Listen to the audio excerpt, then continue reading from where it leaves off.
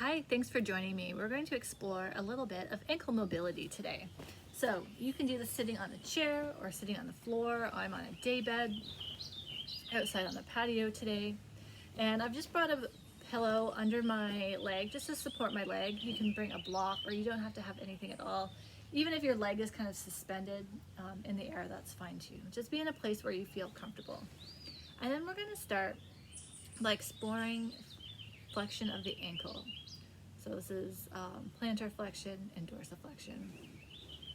And we want to see if we can let the movement come purely through the ankle. So if you notice, like if you watch my toes right now, the toes are doing more movement than what's actually coming through the ankle. There's actually no movement here. So I want you to see if you can quiet the toes down and then just move in a range where it's the ankle joint.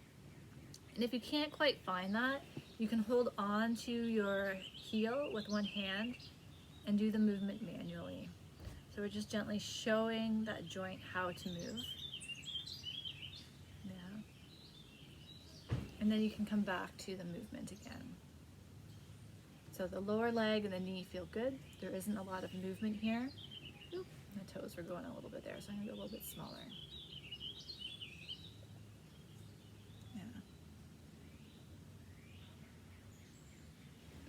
You might, my foot's kind of rubbing on the base of the day bed here. So if I have my leg lifted up a little bit higher,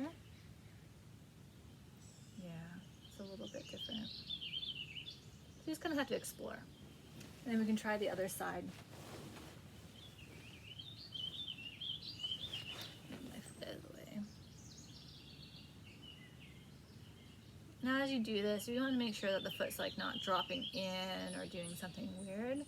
It's just following the same kind of trajectory, just forward and back. Toes quiet, breathing with ease, no strain in the knee. If it feels really crunchy, if there's some clicking in the ankle, I would even suggest like going smaller, go a little bit slower, and see if you can find a range without that clicking or that crunching. So after you've done 10 or so, you can come back to the first leg. And then we're going to try side to side movements. So if you need to use your hand, come under the heel, so you're holding both sides of the heel.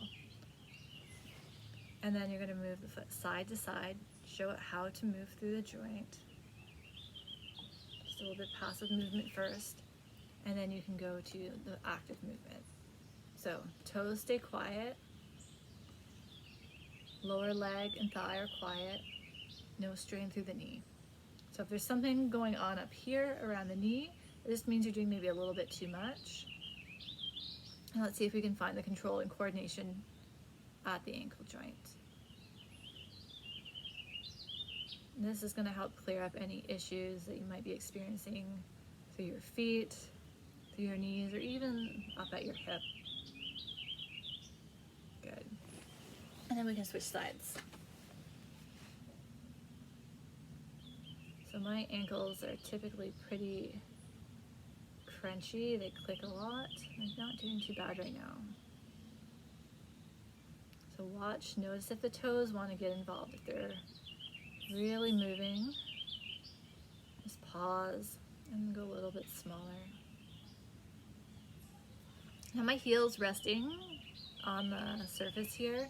It doesn't have to be. You can have your heel up. It's just going to depend on how you're sitting and how you feel comfortable.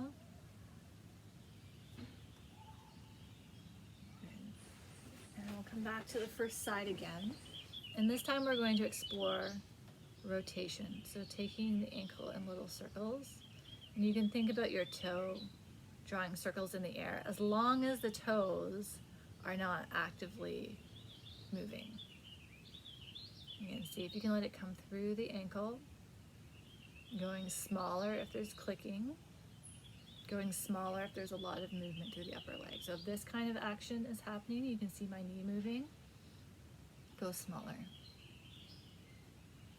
And then you can explore going both ways.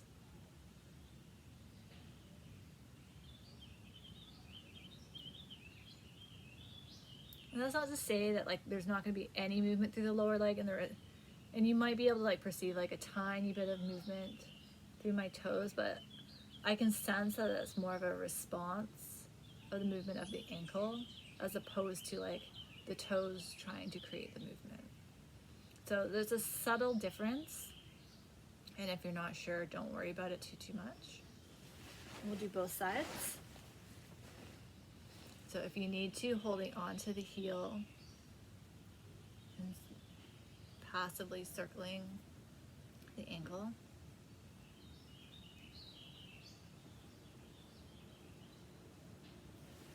And then try it actively. If you absolutely cannot move the ankle without the toes or without a lot of movement or strain up here, just do it with your hand.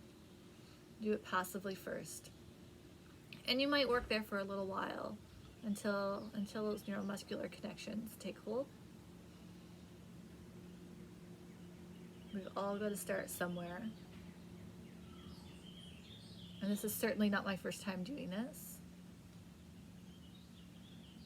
So don't compare yourself to me or to other people that you know. Our bodies and our experiences are all different. And so we just work with where we are at any given moment. And it can change day to day, week to week, depending on what we've been up to. Great. So then after you're finished, go ahead, stand up.